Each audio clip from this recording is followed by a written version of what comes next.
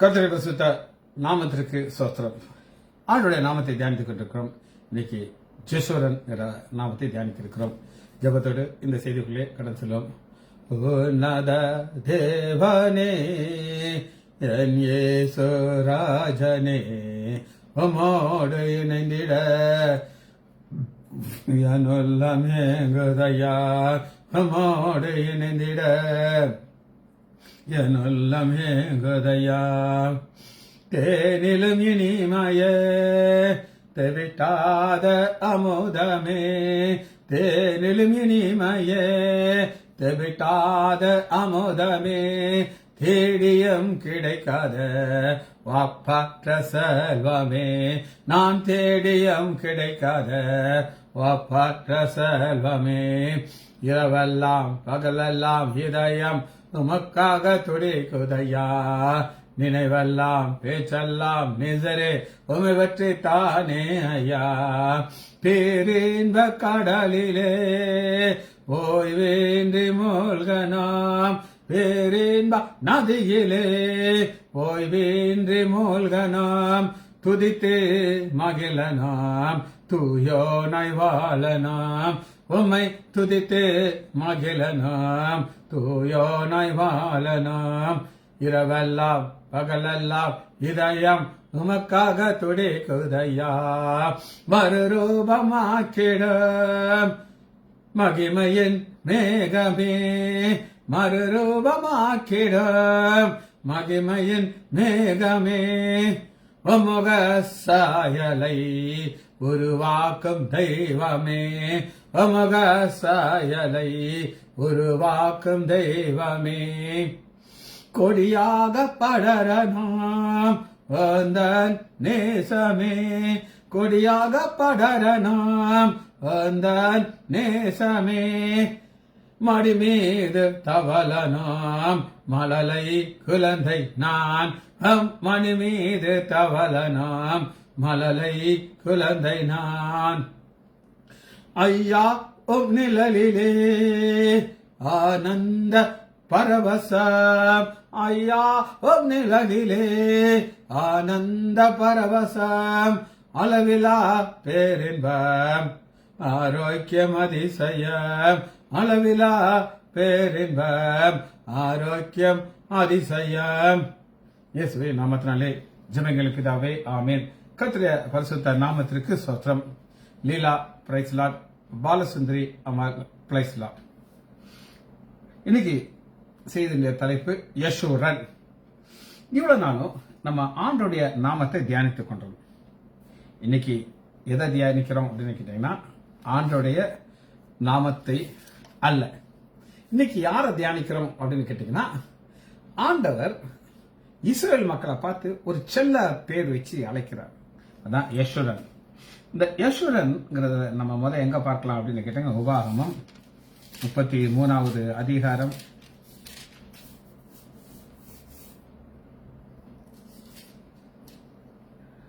5வது வசனம். 33:5 உபாகமம். ஜனங்களின் தலைவரும் இஸ்ரேலின் கோத்திரங்கள் கூட்டின பொழுது அவர் யெஷூரனுக்கு ராஜாவா இருந்தார். யெஷூரன் வார்த்தைக்கு அர்த்தம் என்னன்னா அப்ரைட் ஒன், மேன்மையானவன், பிரியமானவன்.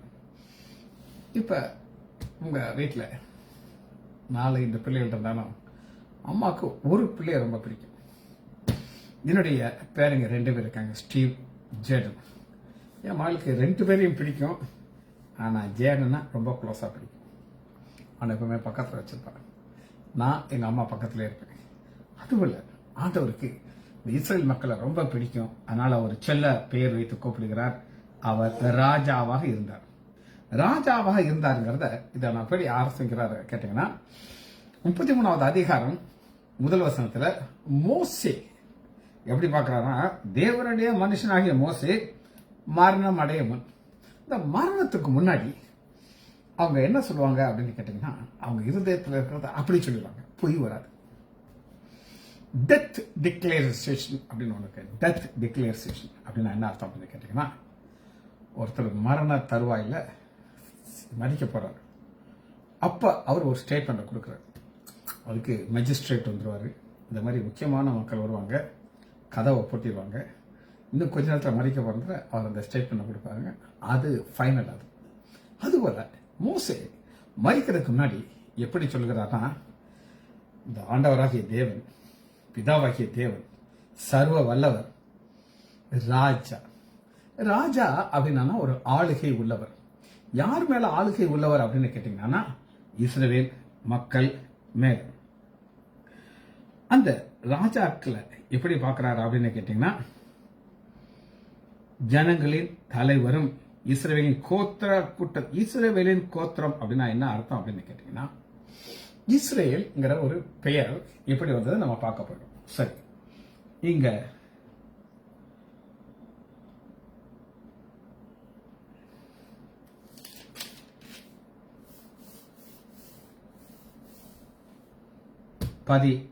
வசனத்தை வாசிக்கிறேன். உபாகமம் 33:16.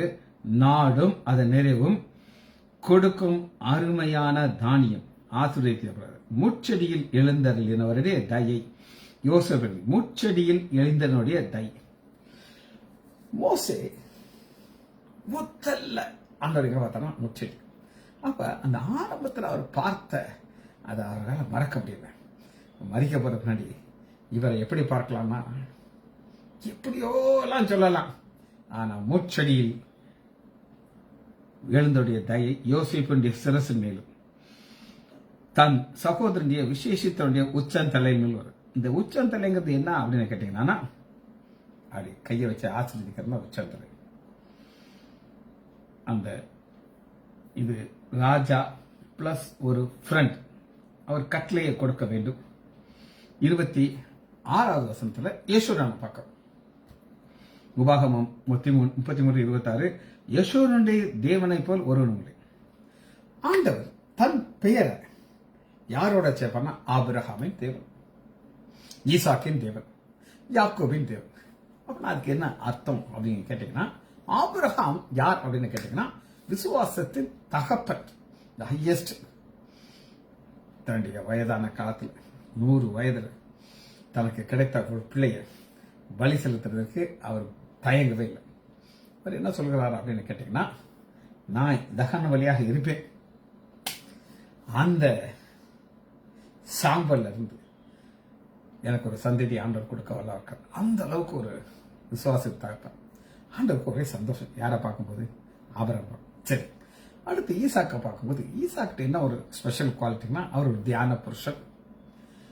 ஈசாக்கையும் பார்க்கிறாரு ஆண்டவருக்கு. ஈசாக்கு விதை விதைக்கிறான், 1000 மடங்கு ஆண்ட ஆசை. சரி, ஆனா ஈசாக்குக்கு ஆபிரகாமுக்கு இருந்த விசுவாசம் கிடையாது. புரியுதா? கொஞ்சம் லெவல்ல. ஆனா 3வது யாக்கோபை பார்க்கிறோம். நான் யாக்கோபின் தேவன்கிறார். யாக்கோபு ஒரு எத்தன். ஆனா ஆண்டவர் தந்தை அவனோட இணைக்கிறார். அதுபோல இங்கேயும் பாத்தீங்கன்னா, யேசுரனுடைய தேவனை போல் ஒரு யேசுரனுடைய தேவன், என் செல்ல பிள்ளை யேசுரன் அப்படிங்கிறார். இதுல நமக்கு ஒரு காரியத்தை காட்டுறவங்களுக்கு, ஆகாய மண்டலங்களின் மேல் ஏறுக. இதை நம்ம ஏற்கனவே பார்த்தாச்சு போன வாரத்தில். இதனுடைய அர்த்தம் என்ன நம்ம பார்க்க போகிறோம்.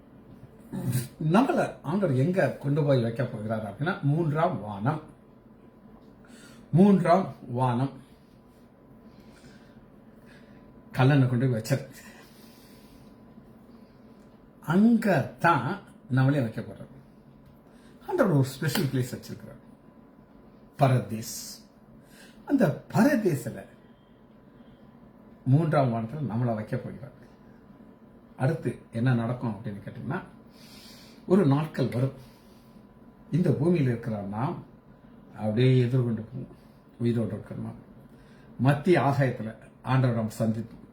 இப்படி நான் அவரோடு கூட எட்டர்னல் நித்தியத்தில் அவரோட கூட இருக்க போறோம். காரணம், பிளேஸ். அவர் வானங்கள் மேலும் தமது மாட்சிமையோடும் ஆகாய மண்டலத்தோடும் மேலும் ஏறி வருகிறார்.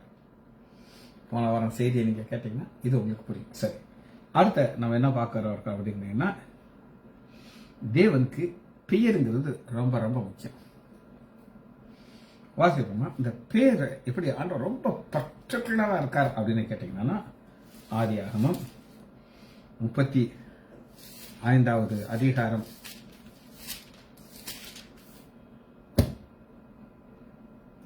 10வது வசனம். 35:10. இப்பொழுது உன் பெயர் யாக்கோபு. இது அப்பா அம்மா வைத்த பேர் யாக்கோபு. யாக்கோபு நான் அர்த்தம் எத்தன் ஏமாத்துறேன். யாரால ஏமாத்துறேன்? அண்ணன் பாவம் வேட்டையாடி ரொம்ப டயர்டா வருவார். இவர் அந்த நேரத்தில் ஒரு கூழ் சமைப்பார். அது இந்த டேஸ்ட் உண்டாக்குனதுக்காண்டி சிகப்பு கலர்லாம் போட்டு அது வாசம் குப்புன்னு இருக்கும். இது என்ன ஒன்று சொல்றேன் கேட்டுக்கோங்க. ஏசாக்கு இதை பார்க்கும்போது ரொம்ப அட்ராக்டிவா இருக்குது. ஆனா யாக்கோபுக்கு அப்படி கிடையாது. யாக்கோபு கூடாரவாசி. அம்மா முந்தானி பிடிச்சிக்கிட்டே நடப்பார். அம்மா அந்த கூழை எப்படி சமைப்பான்னு தெரியும். இந்த கை பக்குவம்னு ஒன்று இருக்கு. எல்லாருடைய சாப்பாடும் டேஸ்டா இருக்காது. அந்த டேஸ்ட்ல செய்யும்போது இவர் வீட்டில் இருக்க மாட்டார். இவர் ஒரு வனவாசி. 6 பேக் வயிறு இருக்கும். அவர் திடீர்னு ஃப்ரெண்ட்ஸ் எல்லாரையும் கூப்பிட்டாரு. Come on boys, let us go for hunting. ஒரு 20 பேர் பின்னாடியே வருவாங்க. வந்து அப்படியே காட்டுக்குள்ள போய் கிடைக்கிற மிருகங்களெல்லாம் அடிச்சு அதை அங்கேயே சமைச்சு அங்கேயே சாப்பிட்டு மீதி எல்லாத்தையும் ஒரு ப்ராசஸ் பண்ணி எல்லாத்தையும் தூக்கிட்டு ஊருக்கு வருவாங்க. ஏசா வர்றாருன்னா ஊரே அப்படியே ஜெய் ஜெய் ஜெய் ஜெய் ஜெய்னு இருக்கும். எல்லாரும் வந்து கேட்பாங்க, சாப்பாடு எங்களுக்கு இந்த வேட்டைக்கறி கிடைக்குமா? எடுத்துக்கோ மாமா, எடுத்துக்கோ மச்சான், எல்லாரும் எடுத்துக்கோ. ஆனா இவர் வீட்டை விட்டு வெளியவே வரமாட்டாரு. கூடாரத்துக்குள்ளே இருப்பாரு. ஆனா அந்த கூழுடைய டேஸ்ட், அந்த ரெசிபியை தெரியும். செஞ்சு வச்சு ஏசா வந்தாரு, அப்படி தூக்குது மூக்குல வாசம். எனக்கு இதை கொடுப்பையா, நீ உனக்கு எனக்கு சேட்சவாதம் எடுத்துக்கோ அப்படின்னு ஆசை கொடுக்குறாரு. இதுதான் யாக்கோபு. ஏமாத்துறது அவருக்கு ரொம்ப நல்லா தெரியும். சீக்கிரட்டா அடிச்சு ஏமாத்திடுறாரு. சரி, அப்படிப்பட்ட ஒருவருடைய பேரை மாத்தும் அது ஆண்டவர் செய்கிறார். அதான் ஆதியாகமம் 35வது அதிகாரம். இப்பொழுது பெயர் யாக்கோபு, இனி என யாக்கோபு எனப்படாமல் இஸ்ரேல் என்று உனக்கு பேர் வழங்கும் என்று சொல்லி ஆண்டவர் பேரை மாற்றுவார். ஏன் பேரை மாத்துறார் அப்படின்னு கேட்டீங்கன்னா, அந்த பேருக்குள்ள ஒரு கேரக்டர் இருக்கு. அந்த கேரக்டரை ஆண்டவரா மாற்றுவார். சரி, அவருக்கு ரொம்ப முக்கியமானது அது. இப்ப 3 பேர்கள் நம்ம இங்க பார்க்கலாம். ஒன்னு யாக்கோபு, 2வது இஸ்ரேல், 3வது யெஷுரன். யாக்கோபு அம்மா அப்பா வைத்த பெயர், இஸ்ரேல் தேவன் வைத்த பெயர், 3வது நம்ம பார்க்கிற யெஷுரன். எல்லாரையும் அவரால் யெஷுரனாக பார்க்க முடியுமானா அதான் கிடையாது. எல்லாரும் மேலேயும் அவர் பிரியமா இருக்க மாட்டாங்க. வாசிப்போமா? இந்த இஸ்ரேல் மக்களை பார்க்கலாம். 1 கொரிந்தியர் 10வது அதிகாரம் 1 வசனத்துல இப்படி நீங்கள் அறிய வேண்டாம், நம்முடைய பிதாக்கள் எல்லாரும் மேகத்துக்கு இருந்தார்கள், எல்லாரும் சமுத்திர வழியா நடந்து வந்தார்கள், எல்லாரும் ஒரே போஜனம் பார்த்து அப்படி இருந்தோம். அவர்களிலே அதிகமான பேரில் தேவன் பிரியமாய் இருந்தவில்லை. இந்த பிரியமாய் இல்லைன்னா அவர்களை யெஷுரனுக்கு தான் பிரியமா இருக்கும். ஆண்டவருக்கு பிரியமாய் இருக்கட்டும். எப்படிங்கிறது தெரிஞ்ச ஒரு சிலரை தான் அவர் என்ன குறவனி, யெஷுரனுக்கு குறவனி.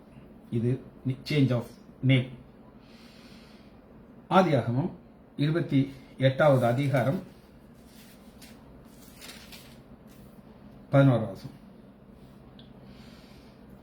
அப்பாவை ஏமாத்தியாச்சு, அண்ணனை ஏமாத்தியாச்சு. கடைசியில அண்ணன் கதறி கேட்கிற, ஐயப்பா ஒரு ஆசீர்வாதம் கூட இல்லையாப்பா அப்படின்னு சொல்லி ஒரு முடிவு எடுக்கிறாரு அண்ணன். ஒரு நாள் வரும், அப்பா மறிப்பாரு, அன்னைக்கு என் கையில சிக்குவ உன்னை நான் காலி பண்ணி விடுறேன். இப்போ அம்மா கொடுக்குற ஆலோசனையில இவர் ஓடுறாரு, வீட்டை விட்டுட்டு ஓடுறாரு. ஓடி ஒரு இடத்துக்கு வருகிறார். அந்த இடத்துக்கு பேரு என்கவுண்டர். என்னங்க என்கவுண்டர்னா என்ன அப்படின்னு கேட்டீங்கன்னா, நம்ம பேப்பர்ல பார்ப்போம், ஒரு ரவுடிய என்கவுண்டர் போட்டாங்க அப்படின்னு சொல்லி அடிக்கடி பார்ப்போம். அந்த ரவுடியை திருத்த முடியாது. போலீஸ் என்ன முடிவு எடுப்பாங்கன்னா, இவனை ஓட விட்டு சுட்டு காலி பண்ணிடுவாங்க.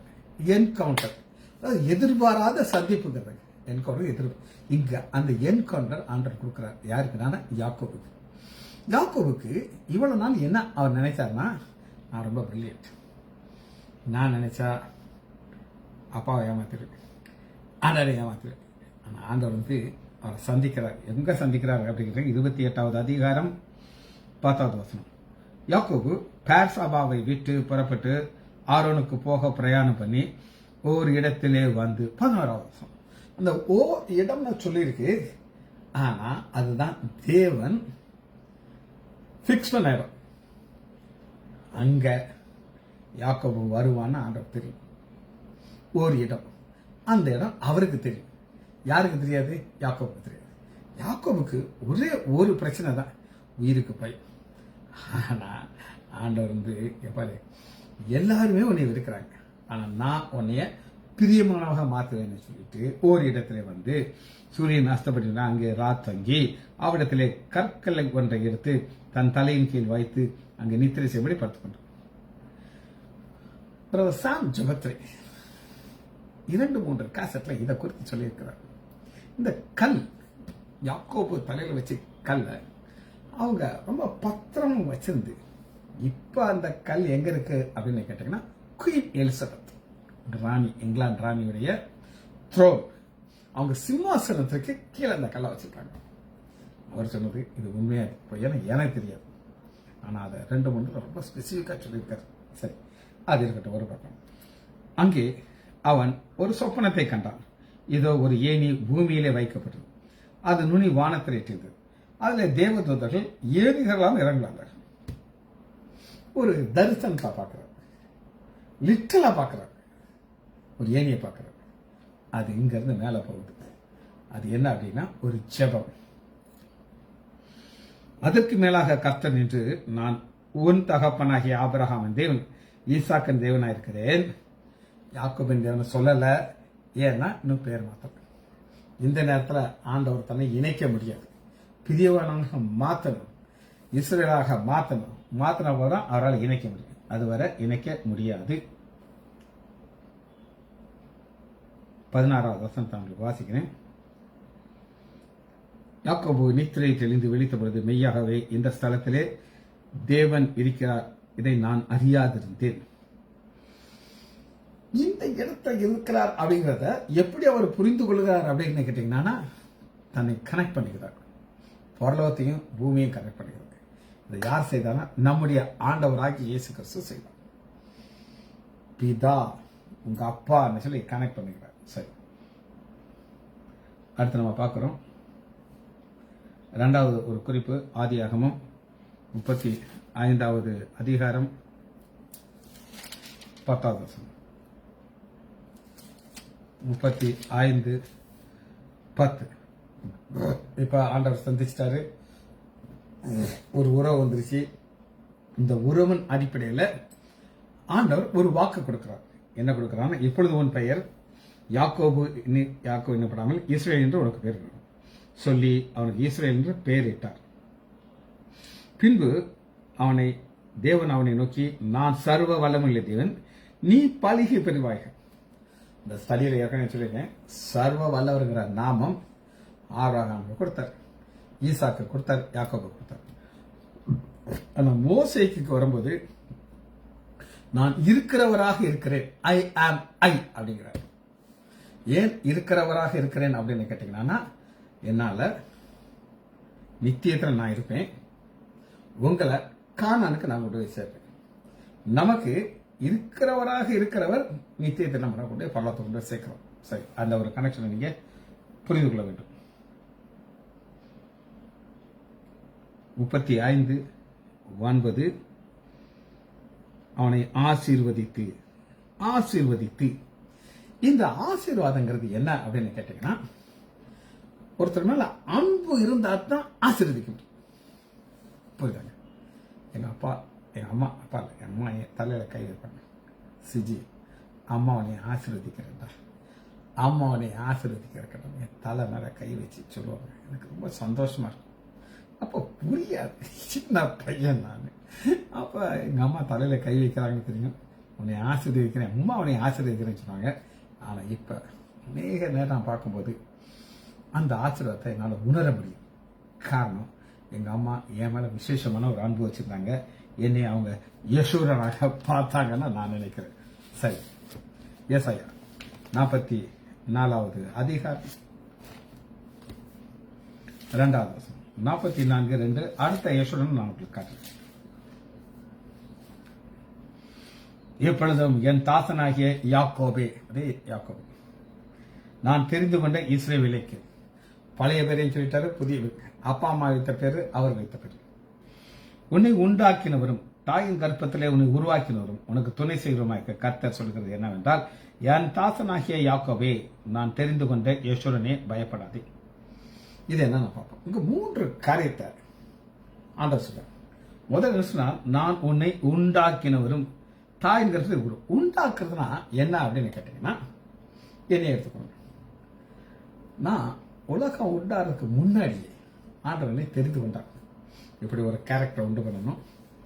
ஒரு நடந்த சம்பவத்தை நான் சொல்றேன். எங்க வீட்டில் நான் 2வது பையன், மூத்த பையன் அண்ணன் பிரஜுலன் லைசர். நான் 2வது பையனா பிறந்தவுடனே என்னுடைய பாட்டி, எங்க அப்பாவுடைய அம்மா, ரொம்ப அழுதாங்க. ஷோ, இந்த பையன் மட்டும் ஒரு பொம்பளை பிள்ளையா பிறந்தா எவ்வளவு நல்லா இருந்திருக்கும் அப்படின்ட்டு எங்க பாட்டி, எங்க அம்மா அடிக்கடி சொல்லுவாங்க, நீ பிறந்த உடனே உங்க பாட்டி அழ வச்சடான்னு சொல்லுவாங்க. இப்படி ஏன்னா எங்க பாட்டி வந்து பயங்கர கருப்பு. அப்படி இருக்கிற பாட்டிக்கு ஒரு வேற ஒரு குழந்தை பிறந்திருக்குது. அது என்ன ஆயா சொல்லுவாங்க. ஆனா ஆண்டவர் வந்து நீ ஒரு பெண்ணா உருவாக்கியிருந்தானா உங்க முன்னாடி நான் உட்காந்துருக்க மாட்டேன். சரி, அப்ப மைண்ட்ல, ஆண்டோடைய மைண்ட்ல உலக தோற்றுறது மட்டும் என்னை உண்டாக்கிட்டார். ஆனா என்னைய லைசாண்ட ஃபேமிலியில வைக்கணும், எனக்கு என்னென்னலாம் செய்யணும்னு ஆண்டவர் மைண்ட்ல பிக்ஸ் பண்ணிட்டார். ஆனா 1958 வந்த உடனே இது நடக்குது. 2வது செக்ஷன் நடக்குதாங்க. ஏசாயா 44வது அதிகாரம் 2வது, தாயின் கர்ப்பத்திலே உன்னை உருவாக்கினவர், உண்டாக்குனது உலகத்தோட்டத்துக்கு முன்னாடி உண்டாக்கிட்டார். 1958 ஆண்டவர் யோசிக்கிறார், நம்ம இப்படி ஒருத்தரை உண்டாக்கணும்னு நினைச்சோமே, லைசாண்ட குடும்பத்தில் இந்த வருஷம் வந்துருச்சு, இவன் எங்க வை உண்டாக்கிட்டார், உருவாக்கிட்டார். அடுத்து பாருங்க 3வது, உனக்கு துணை செய்கிறவரும். அது என்ன துணை செய்கிறவரும் அப்படின்னா, தாயின் கர்ப்பத்தில் வந்து வெளியே வர்றதுக்குள்ள பல வகையான பிரச்சனைகள் வரும். கொடி கழுத்தில் மாட்டிக்கிறோம். ஒரு நுரையீரல் விரியாத ஒரு கண்டிஷன் இருக்கு. ஒரு குழந்தை பிறக்குது, குழந்தை பிறந்த அழுகும், அழுதாதான் லங்ஸ் விரியும். ஆனா ஒரு நோய் இருக்கு, அது வந்துச்சுன்னா அந்த குழந்தை அழாது, என்ன பண்ணாலும் அது எக்ஸ்பாண்ட் ஆகாது, அது அப்படி மறிச்சிடும். ஆனா ஆண்டவர் நமக்கு அப்படி செய்யாம துணை நின்று நம்மளை எப்படி பார்க்கிறார், யெஷூரனாக பார்க்கிறார். யெஷூரனாக பார்த்துட்டு என்ன சொன்னா, பயப்படாதே. ஏன் பயப்படாதே அப்படின்னு கேட்டீங்கன்னா, 3வது வசனத்தை நான் வாசிக்கிறேன்.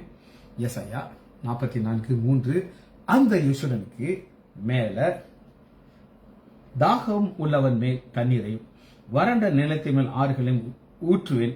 உன் சந்ததி மேல் என் ஆவியும் உன் சந்தானத்தின் மேல் என் ஆசீர்வாதத்தை ஊற்றுவேன். தாகம் உள்ளவன், ஒருத்தருக்கு ஒரு தாகம் இருக்கும். ஒரு சிலருக்கு சொத்து சேர்த்துக்கிட்டே இருக்கணும், சொத்து சேர்த்துக்கிட்டே இருக்கும். ஒரு பாஸ்டர் அவருடைய கேசட்டை சொல்லியிருக்கார். ஒரு 80 வயசுல ஒரு வயசானவர் இவர்கிட்ட வந்து சொல்றாராம், பாஸ்டர், எனக்கு மனைவி இறந்துட்டாங்க, 2 பையங்களும் ஆக்சிடென்ட்ல இறந்துட்டாங்க, நான் தனியா இருக்கிறேன், நான் பிசினஸ் பண்றேன், இங்க ஒரு ஃபேக்டரி வச்சிருக்கிறேன், என் வீட்டு பக்கத்துல ஒரு இடம் விலைக்கு வந்துச்சு, நான் அது எப்படியும் வாங்கிடணும்ட்டு ஃபுல் முயற்சி செய்யும்போது வேற ஒருத்தன் வாங்கிட்டு போயிட்டான்.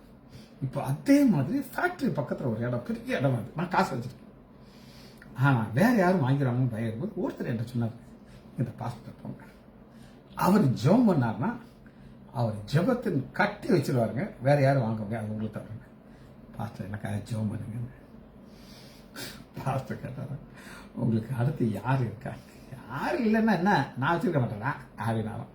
ஆனா ஆண்டவர் நமக்கு என்னெல்லாம் வச்சிருக்காருன்னா, உன் சந்ததி உன் சந்தானத்தின் மேல் என் ஆசீர்வாதத்தை ஊற்றுவேன்.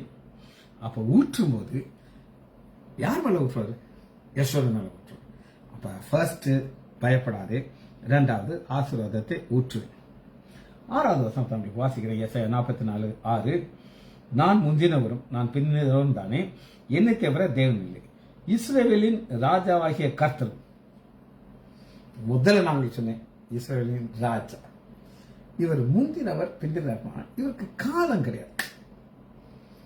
உலக தோற்றத்துக்கு முன்னாடி இருக்கார், உலக அழிஞ்சர் அவர் இருக்கார். நான் ஆல்பா ஒமேகாங்கிறார். அவர் எண்ணிக்கை வர தேவன் இல்லை, இஸ்ரவேலின் ராஜாவாகிய கர்த்தரும் சேனைகளின் கர்த்தராகிய அவர் மீட்பர். மீட்பர்னாலே நம்முடைய ஆண்டவராகிய இயேசு கிறிஸ்து. எப்படி மீட்பர்னு அவங்களுக்கு சொல்றேன். நம்முடைய ஆண்டவராகிய இயேசு கிறிஸ்து ஞானஸ்தானம் எடுத்துட்டு கரையில ஏறுறாரு. கரையில ஏறின உடனே என்ன நடக்குது அப்படின்னு கேட்டீங்கன்னா, பிதாவாகிய தேவன் வானத்தில் சொல்லுகிறார், இவர் என்னுடைய நேசகுமாரன். அந்த நேசகுமாரங்கிற ஈஸ்வரன் தான் அவர் காட்டுகிறார். சரி, இன்னும் ஒரு காரியத்தை நம்ம பார்த்து இந்த செய்தியை முடிக்க இருக்கிறோம். உபாகமம் 32வது அதிகாரம்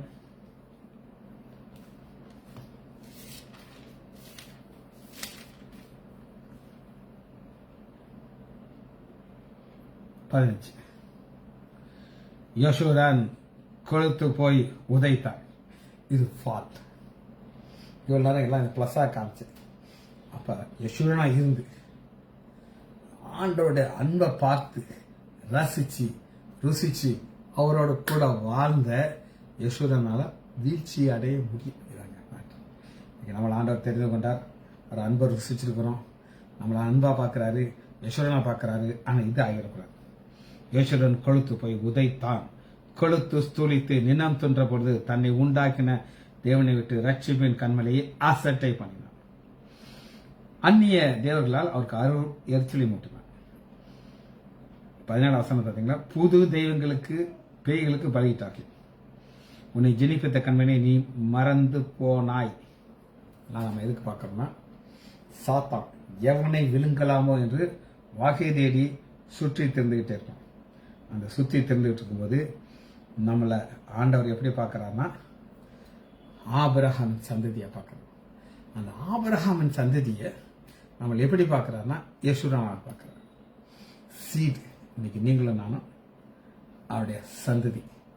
அந்த சந்ததியில் இருந்துட்டு இந்த இது நடக்கூடாது. உபாகமம் 32வது அதிகாரம் 15 கொழுத்து போய் உதைக்கக்கூடாது. ஒரு பயத்தோடு இருக்கும். ஆண்டவர் நம்மளை யூதா 24வது வசனத்தில் வாழுவாதபடி உங்களை காக்கும் மகிழ்ச்சியோடு மாசற்ற பிள்ளைகளாக அவருடைய சன்னிதானத்தில் நிறுத்த அவர் வல்லவராக இருக்கிறார். ஆனா நம்ம பயத்தோடு இருக்கும். ஜெபிச்சு படிப்போமா? மகா இரக்கமும் கருணை உள்ள பிதாவே, உம்மை துதிக்கிறோம் ஐயா. நாங்கள் தேவனுடைய நாமத்தை தியானிக்கும் பொழுது இன்று யசுரன்கிற நாமத்தை தியானித்தோம் ஐயா. பிள்ளைகள் ஒவ்வொருவரையும் என் ஆண்டவராகிய இயேசு கிறிஸ்துவின் நாமத்தினாலே ஆசீர்வதிக்கிறேன். இயேசுவின் நாமத்தினால் ஜெபங்களுக்கு பிதாவே. ஆமேன், ஆமேன், ஆமேன்.